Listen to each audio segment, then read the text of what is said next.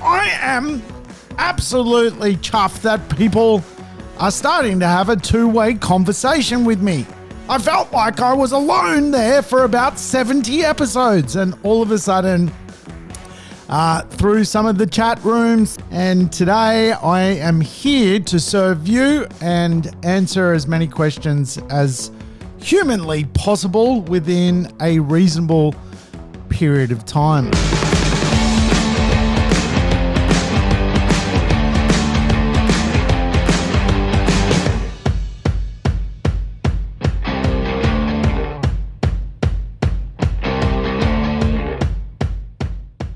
Welcome to the Urban Property Investor. I'm your host, Sam Saggers, here to help you crack the code of real estate wealth. Today's show, another code cracker. We're going to dig into questions which are on your mind. Yes, this show has been built around questions flooding in from property investors. So I am pleased to do a show like this. I think this is actually the first show of its type within the Urban Podcast or Urban Property Investor Podcast series. So I am absolutely chuffed that people are starting to have a two-way conversation with me. I felt like I was alone there for about 70 episodes, and all of a sudden, through some of the chat rooms, through some of the chat bots, we've been collecting some questions which are on people's mind, and today I am here to serve you and answer as many questions as humanly possible within a reasonable period of time. As always, I think it is crucial when playing the show, play the show in double speed, get your life back, and of course, if you are tuning in for the first time ever, wow, where have you been all my life? You have missed out. But no, podcasts are evergreen, so you can go and listen to other past episodes, which are lessons on real estate. Hey, also, we are now pimping out Rafi on Instagram. So if anyone wants to follow a Gopnik dog, you can go to Rafi's own Instagram account, and that is Rafi Fuddy Duddy. Yes, Rafi Fuddy Duddy. So if you feel like looking and hanging out with digitally a happy dog, you can do that by going to Rafi Fuddy Duddy. Yes, we're trying to make Rafi as famous as possible. We think he's a bit of an entertainer as a Gopnik dog. And as such, I think he needs to be your friend. So if you are a long-term listener and you know about Rafi, the Gopnik dog, and you feel like you want to be entertained once a day, we suggest jumping on to Rafi Fuddy Duddy, and you'll find Rafi, the Gopnik dog. All right, now we've got that out of the way. I think it's time to kick off the show. I might have a swig of water. I'm doing this episode early in the morning to beat the Gospodar. As you know, last episode, the Gospodar started the lawnmower literally halfway through the show, and that just, can absolutely meddle with my mojo. So I thought, you know what? Let's just do the show earlier in the morning when it would be socially irresponsible for a hearth and home, house-proud, middle-aged gentleman to mow his lawns or use a leaf blower. So it is early. It is early. The kookaburras have just announced the morning has started, and I am here. So hopefully we are going to have a good episode. We never know until we get to the end of the Urban Property Investor whether it was worthwhile. But we're going to try, because us property investors, we're a tough bunch, and we love stuff. We love hearing about things, and we've always got so many different questions. I think you could write maybe 50,000 questions on real estate. There is so much to cover. So the first questions come in. This one is from Niall P. Yes, we're not going to shout out your surname. I think I did that once and it mortally offended someone. So I am just using the capital letter of your last name, the first letter of your last name. So where do I see the Sydney market headed? Well, this is an interesting conversation. I want to break this one down more so than just considering the idea that capital growth rate hits a marketplace. Certainly, Sydney has been a bit of a surprise package when it comes to its capital growth performance, certainly over the last 12 months, clocking up some 27% capital growth, which is just incredible. That's obviously a lot of growth which wanted to be released into the market and for whatever reason was, held back. That growth, though, has certainly created, I think, a tale of two cities. Sydney today, in my view, is very much a city broken down into regions. And when people sort of ask me about Sydney, I think the question itself needs to be perhaps reframed.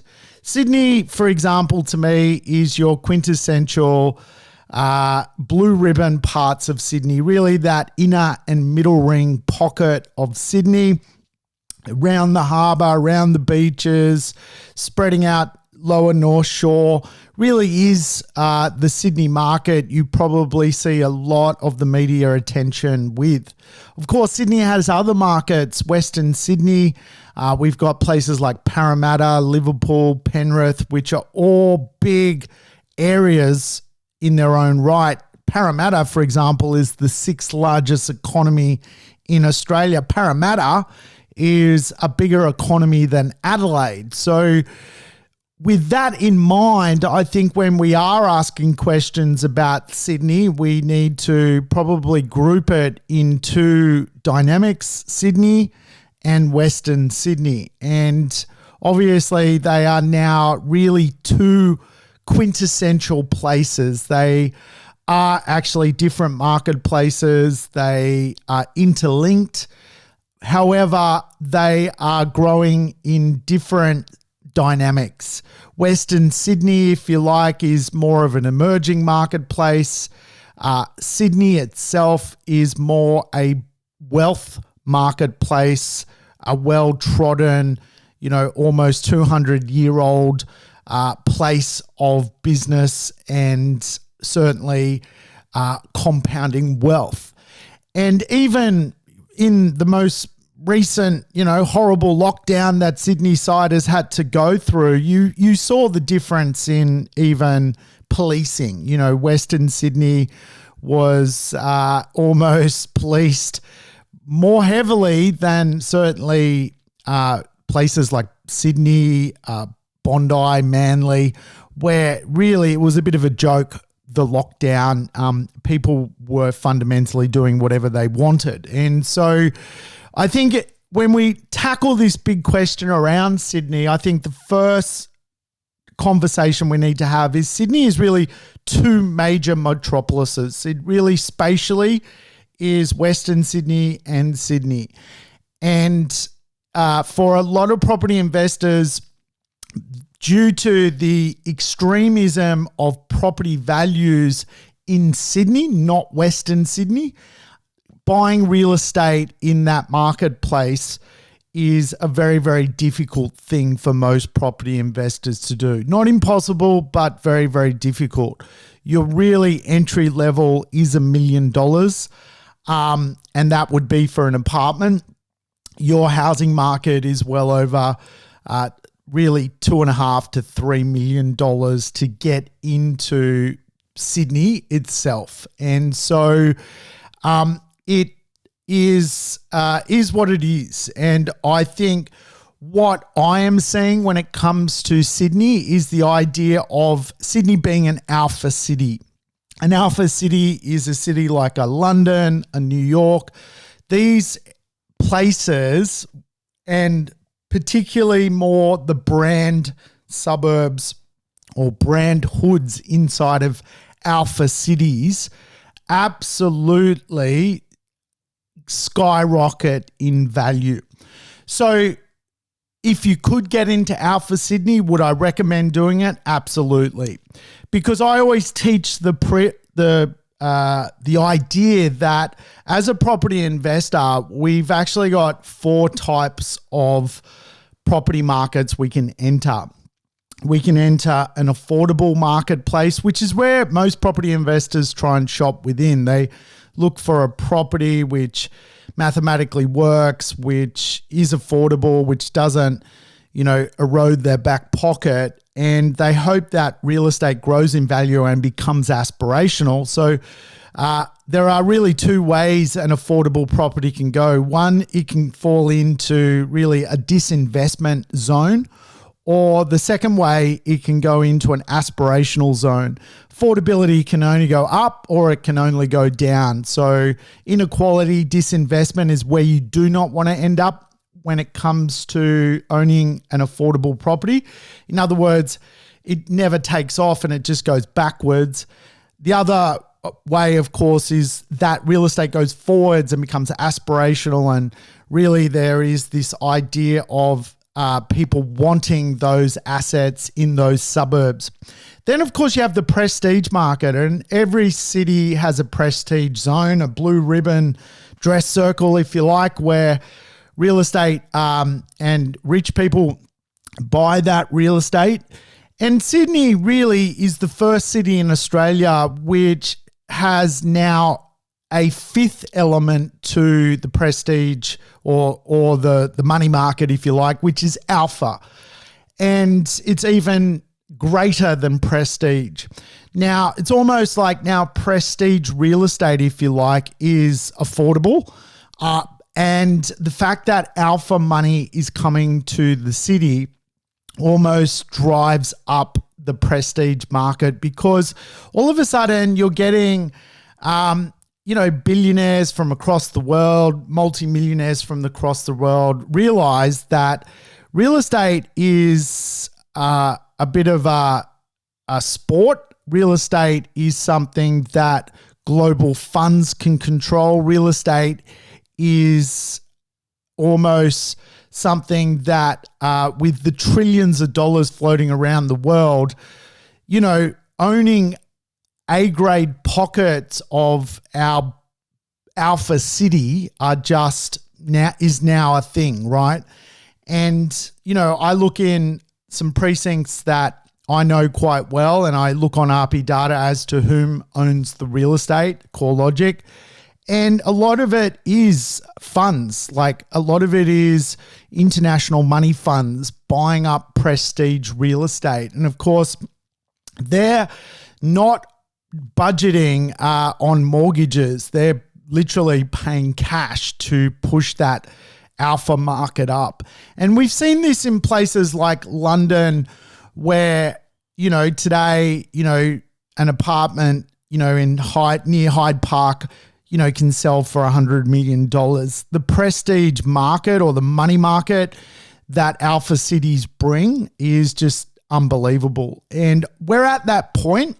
And of course, because Sydney is now an alpha city, it actually creates a lot of inequality. In other words, Sydney siders actually can't keep up with the alpha dynamic of the city itself. And because a lot of Sydney siders can't keep up with the alpha because of the international, brand it is, and the money from across the globe that filters into Sydney, it almost creates internalized refugees. And of course, again, other cities in Australia do not get this alpha effect. Even Melbourne does not get the alpha effect at this point, but it is the next city really highly ranked to do so. I think for property investors, if you can own a piece of Melbourne or Sydney, like quintessential Melbourne and quintessential Sydney, really is worthwhile, because generally our monetary policy is really driven around those 2 cities.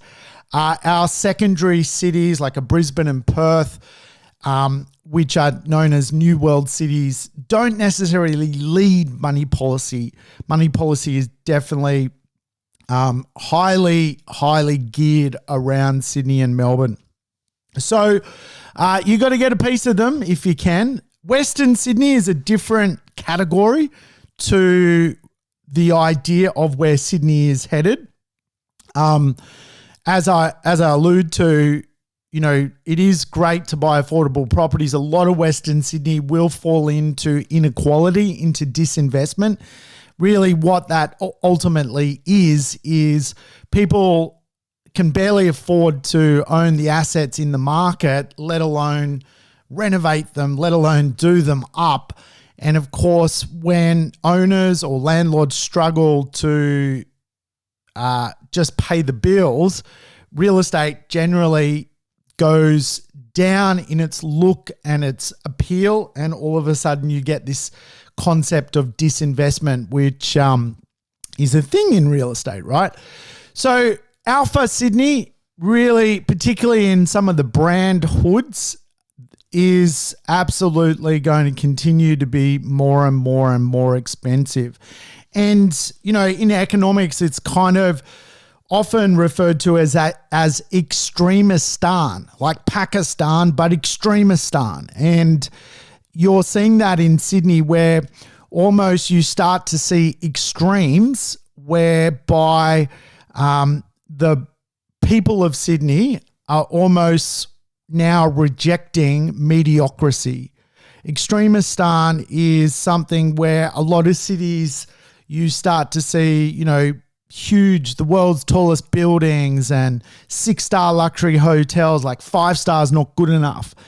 And, recently Jamie Packer's Barangaroo Tower just won the world's best, basically, building. And, having stayed in the building, I can tell you it is very, very 6-star, very, very opulent. And of course, when it comes to Alpha Sydney is rejecting mediocre stan. Extremistan versus mediocre stan. So the point of the conversation when it comes to Sydney is if you can get into extremistan real estate, you can do very, very well out of it, because the extremes, again, are just exponential amounts of wealth very, very quickly. Real estate goes up in the millions, not the thousands. And as such, getting into a more extreme pocket of Sydney or even Melbourne is a very, very wise thing to do.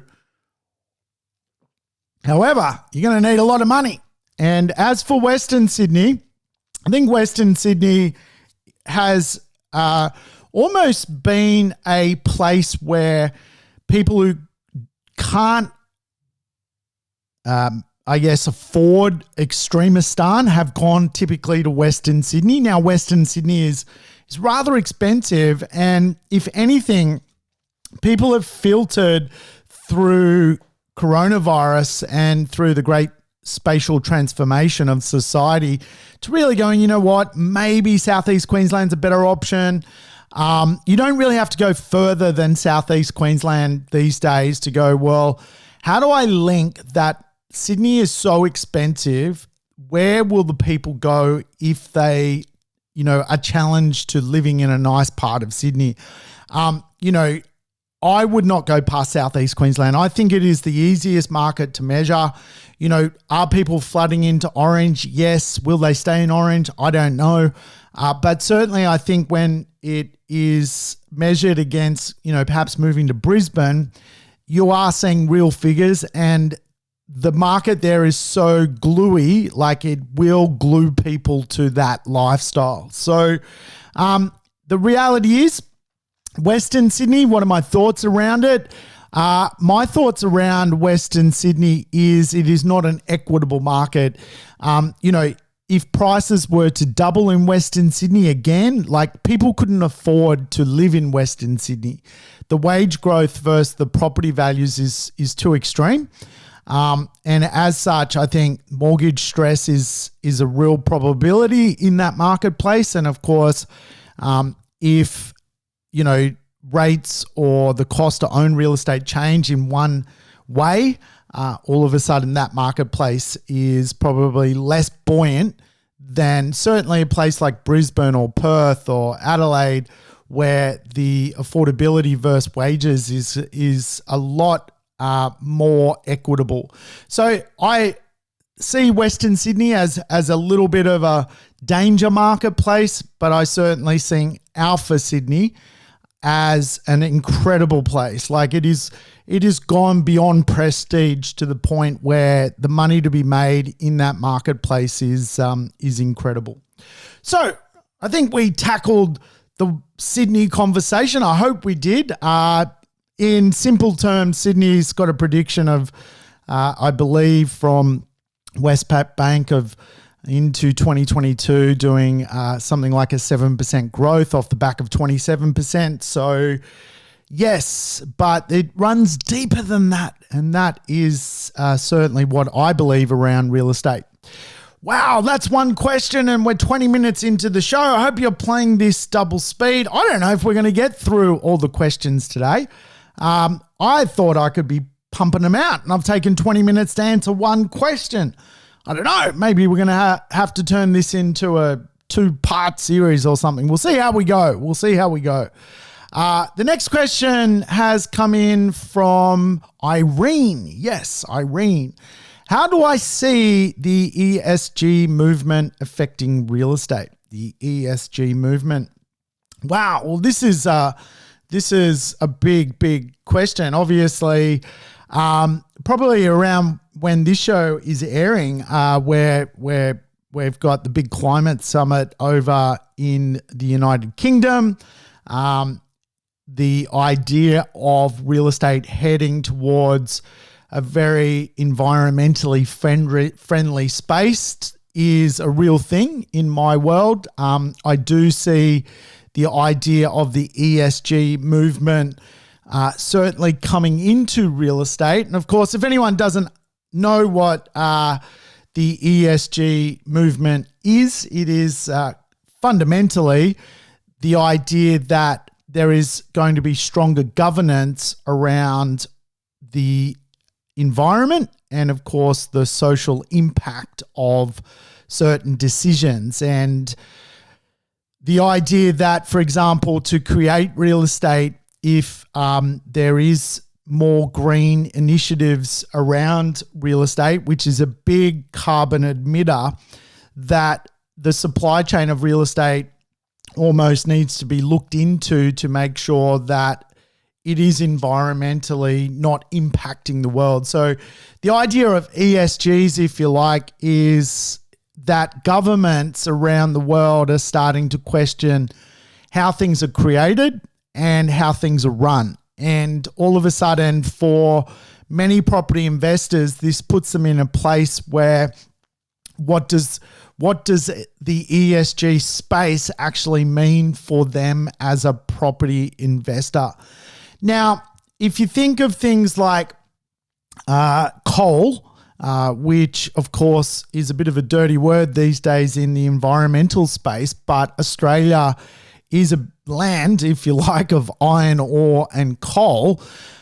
So the conversations certainly the government here has in Australia is very different to, for example, the government of Germany, whereby really Germany is a technical and manufacturing nation, and as such, its jobs are more based around engineering and, of course, creating things, manufacturing things. They produce, cars and, really quality goods.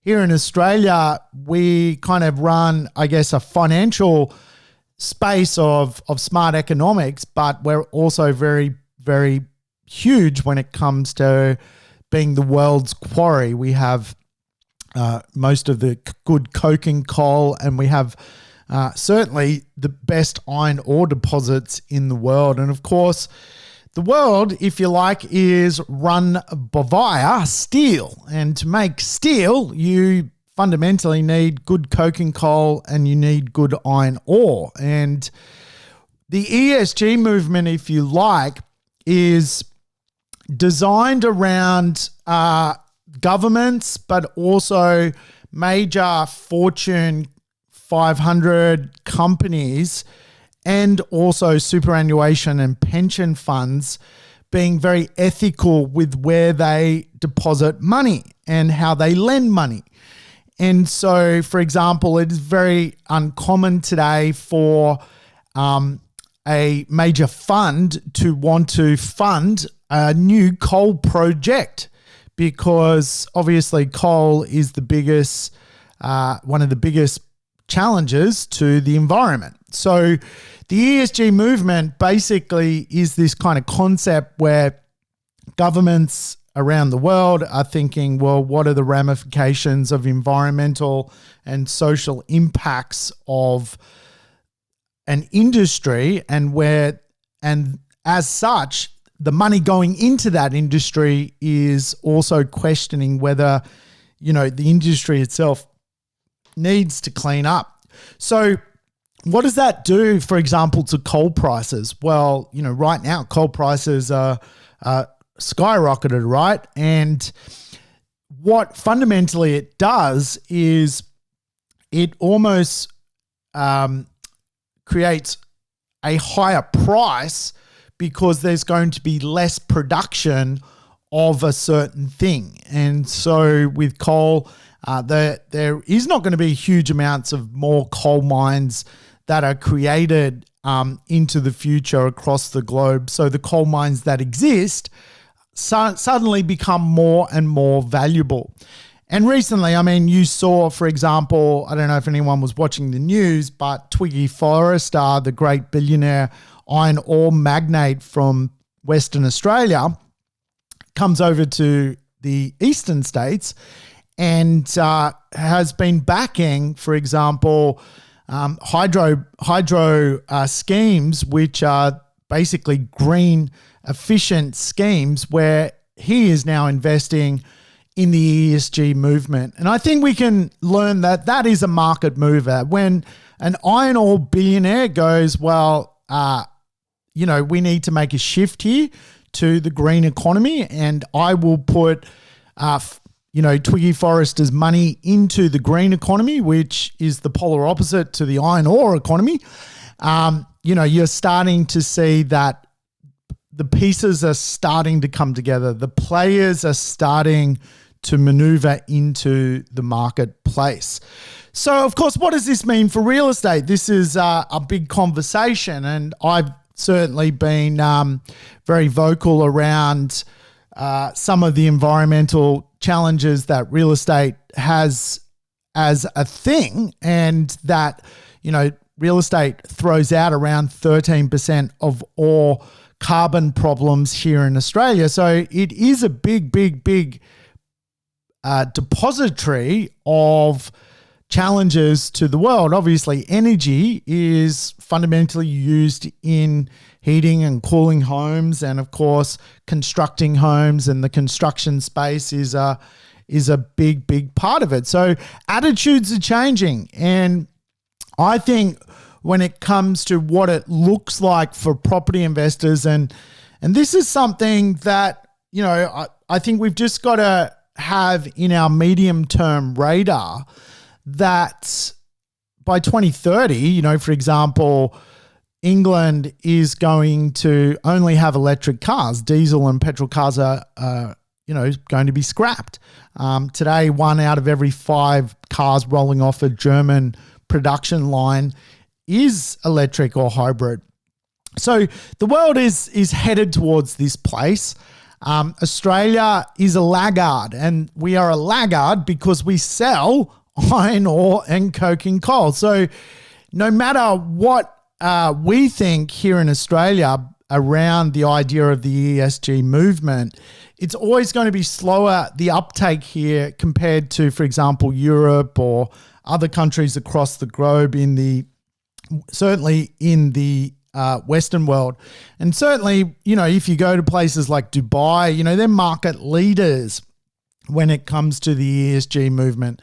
They are basically creating entire cities that are run, carbon neutral basically. So we are laggards, and I understand why, because obviously our jobs, if you like, are very much connected to the idea of some of the old economy. It would be great to see Australia, certainly in my personal view, just start to evolve into this space, take all that know-how we've got through great companies like Rio Tinto, BHP, Twiggy Forrester's companies, and do what Twiggy Forrester is saying, is blend the worlds, bring in the green, and certainly, bring through that ESG space. But how does it relate to you as a property investor? This is the interesting part. And certainly within commercial today, commercial buildings are graded basically on their energy efficiency. So, for example, Westpac would not rent a 4-star energy efficient building. They wouldn't do it. They may have some leases on some current stock, but moving forward, really the big companies of the world are all going sustainable. And so the real estate which is most sustainable is certainly the most attractive at the moment. And you are seeing that with the transformation, certainly in the office marketplace, the retail marketplace. Some of these initiatives are starting to unfold off the back of the environmental part of the ESG space. Sounds like MSG, doesn't it? The old MSG used to go on the old Chinese food, and we'd all be tucking into food for hours, wouldn't we? And then they, I think, outlawed the MSG. So how does this affect you as a property investor? Well, really a couple of ways. Firstly, for example, like coal, real estate is actually getting harder and harder for developers and builders to produce because of the thermal and Green Star rating new real estate has to adapt to come into the marketplace.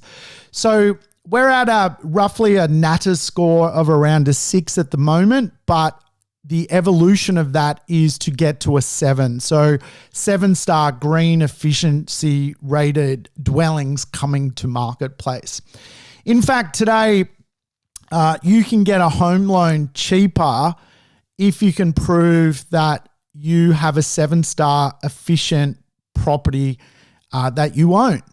And so that is amazing. The fact that you can borrow money at 0.5% less today, right now, if you own a 7-star efficient home or dwelling, is a real thing. And it's certainly on my radar for many of my property investors, where we're just exploring, well, is it actually mathematically better as an investment to go 7-star so you can save literally a bucket load of cash over the lifetime of the loan product? And again, it's a real thing. So many funders influencing the ESG movement by basically, influencing the interest rate. Again, where does this sit with property investors? How do I see it unfolding? Well, as you know, negative gearing is really here to stay. We saw the Labor Party in the 2019 election, Bill Shorten, choke at the end. The reason was a lot of that had to do with messing with the investment tax system, certainly with the property people, the negative gearing tax system. And as such, I think most political parties do not want to kick that football down the road anytime soon. So what do I see happening with the ESG movement? I see potentially 2 pockets of problems for property investors: tax and insurance. Now, I personally think that down the track, maybe 5-6 years from now, a property which perhaps scores lower than a 5 when it comes to its energy rating will get a tax. It'll get a carbon tax. And properties that score over a 5 will, potentially won't. Or there'll be some sort of logic around the idea of the scoring of carbon. And again, real estate is a big carbon producer. I think it will be pointed towards property investors. I don't think homeowners will suffer the carbon tax, if you like, but I certainly see property investors that do not own thermally efficient assets into the future, basically paying a carbon offset. And as such, that could look like a couple of $1,000s extra a year for that ownership. And again, I think why scrap negative gearing when you can just introduce a tax, which actually by the mainstream of society is something that everyone wants. Everyone wants to be, carbon neutral, and that comes at a cost. And this is again where I think a lot of what I call, Chardonnay millionaires love having a shardy, talking shit at a barbecue, and, the rubber meets the road when you have to actually fork out of your own back pocket to pay for this thing. And this is where, the world's actually headed towards. Certainly inside of my business model, we are now designing our company to basically have no ESG issues. So we're offsetting everything we do. Every property we work on, we fundamentally donate money to the big scrub in the Byron hinterland to basically plant more trees to again offset the work we do inside of real estate. So into the future, what do I see? I see definitely a carbon tax on property investment for the wrong property investments.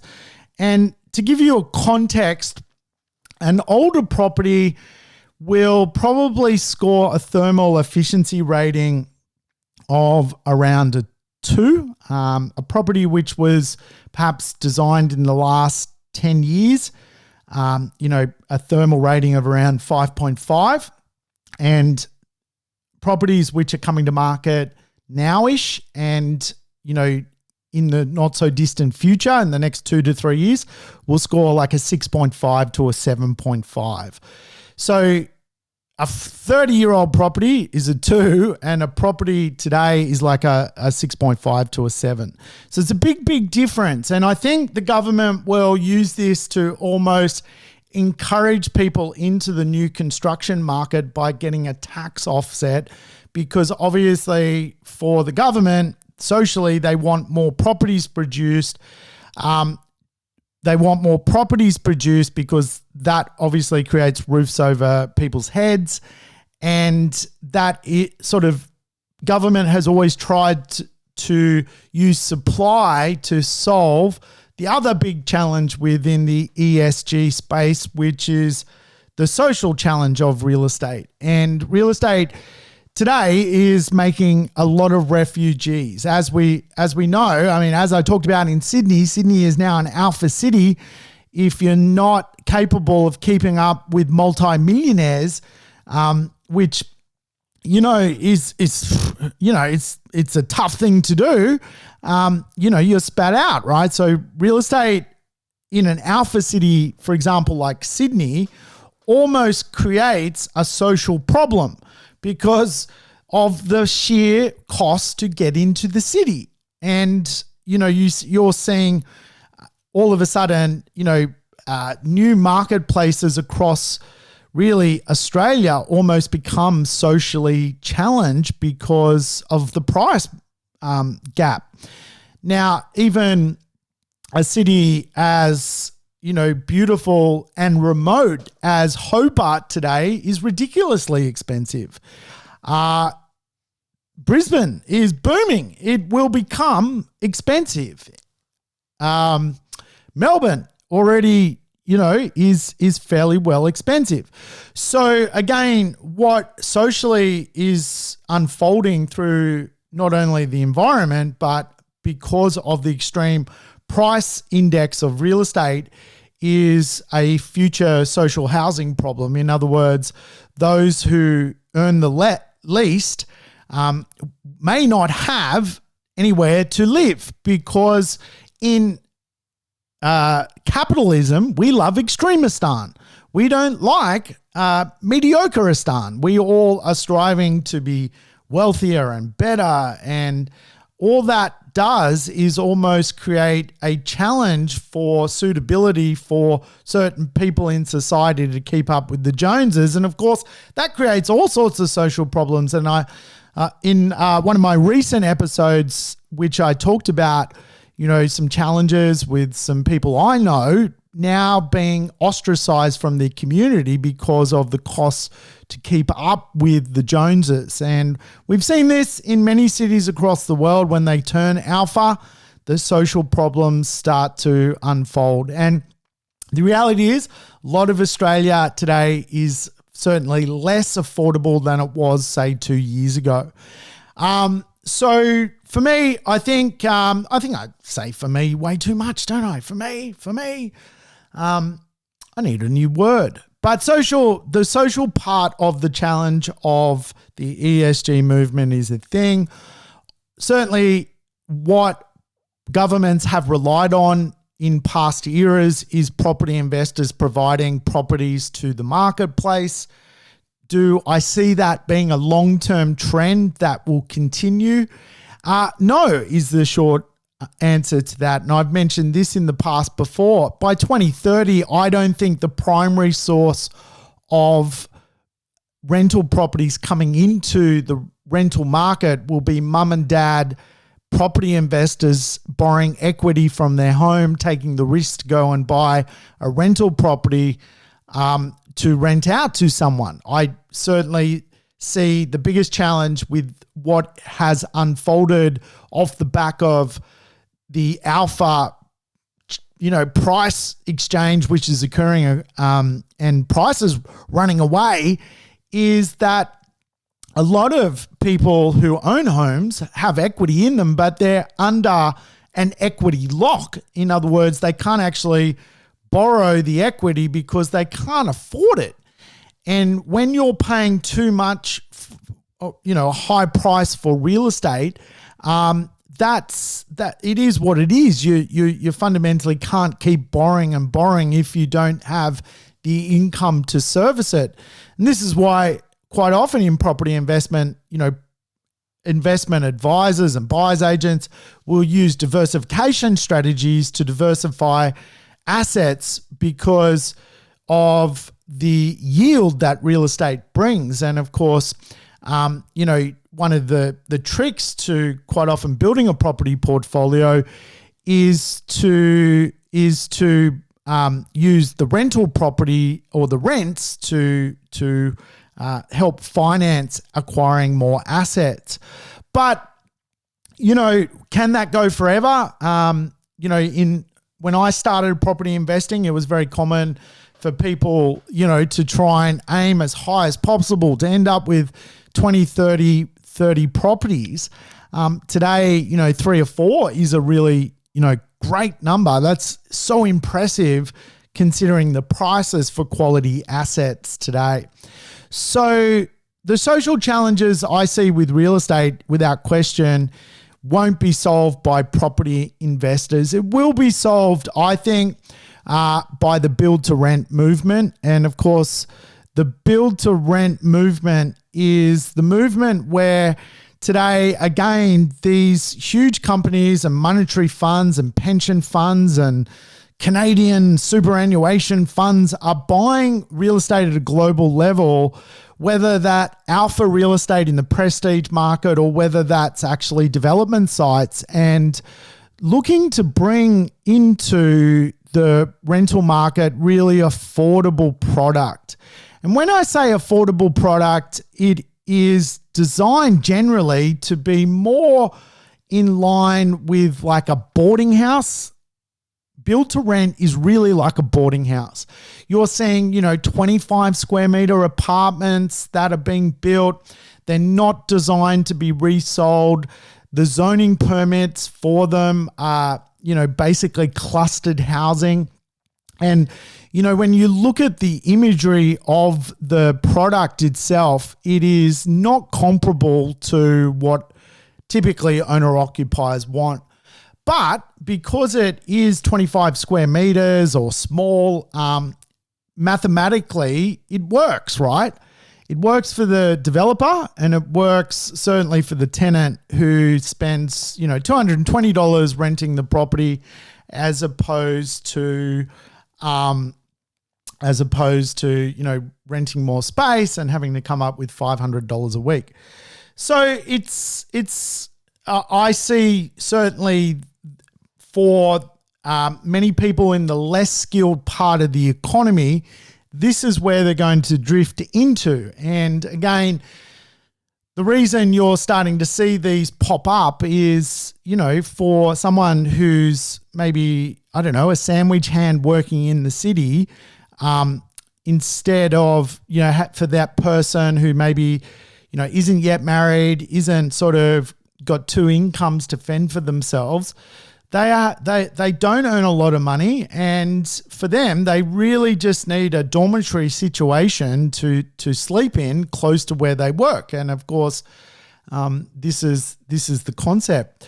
So, planning is a big part of the social challenges here in Australia, and I think the ESG movement, if you like, going back to coal, is going to actually make properties more expensive because the ability to produce more coal mines makes coal more expensive. The ability to produce more real estate haphazardly is absolutely just going to push the value of real estate up. And of course, that in itself is going to be, the oxymoron, if that's the way to say that word, of this whole conversation. But without question, the build to rent movement is going to be a thing. And I can see why. Like, let me ask you this question. If capital growth was not a thing and I could produce properties that you could buy for, say, $125,000 that rent for $250 a week, and you could get a loan on them, would you buy them? And if capital growth wasn't a thing, you just wanted the income from the asset, would you buy them? And this is the build to rent movement.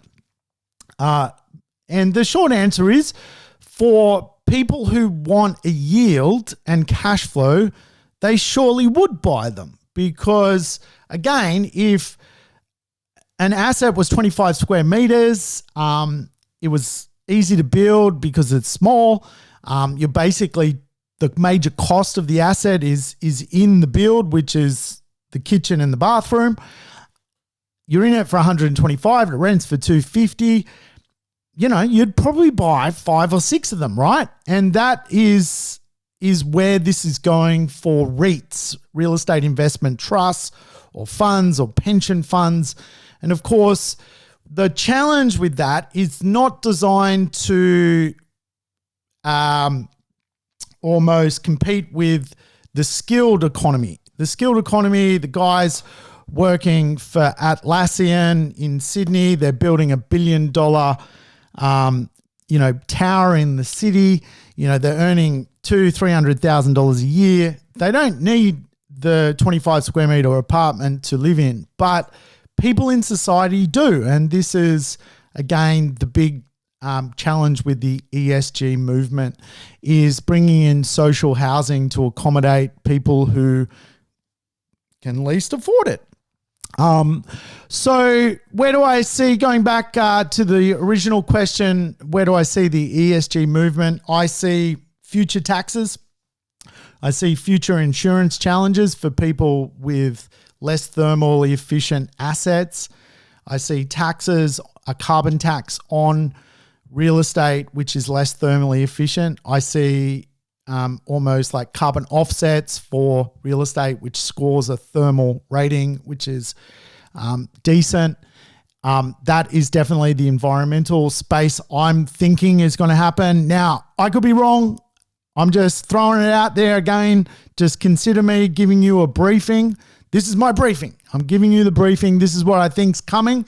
And this is why I'm very, very cognizant of when I buy real estate, looking for a fairly good thermally efficient score, because the reality is, we're going into the era of green economics, and of course, that is what governments are signing up for. And when governments are signing up for that, they have to go and do something about it. And that is the reality of the situation we find ourselves in. Do I think the ESG movement is going to create more supply of real estate? It's going to get harder. And just like the challenge you're going to see with investment from major companies into real estate to produce more real estate, is again, the challenge is the better you build these properties, the slower that process fundamentally is, because of the planning guidelines to do it. And again, it makes a lot of sites just less effective to create, when you've got to take into consideration, wind tunnels and, the solar rating and the green landscaping of the creation of the development. The ones that get created are very, very nice. The ones, though, that we don't talk about, that are not in the news, or all the sites that never get to marketplace. So the ESG movement, if you like, is going to push real estate values up, but it will definitely, I think, create an economy of carbon tax on future real estate that is just, let's face it, not doing anything good for the planet. So that's the way it is. And for the Chardonnay, what I call, Chardonnay party goers who have a couple of properties and love talking about this stuff, but never doing anything, hey, the bills are going to be in the post, so you'll be happy. Wow, 51 minutes, and I've only done 2 questions. So that's a failure. I had about 9 questions to get through. Wow, well, I think I should stop and maybe just park the conversation, and maybe next week I'll tackle some more. What a failure.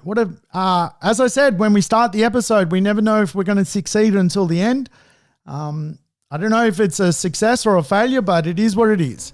Hey, thanks for tuning in to the Urban Property Investor. I will catch you next week on another episode. Thanks for tuning in to the Urban Property Investor. To never miss an episode, make sure you subscribe to the podcast on your favorite app or on YouTube. I would love it if you could give the show a rating and share it with your friends and family. In between episodes, you can always keep in touch with me by connecting on social media over Facebook, Instagram, or LinkedIn. Until we meet again on the next episode of the Urban Property Investor, take care and bye for now.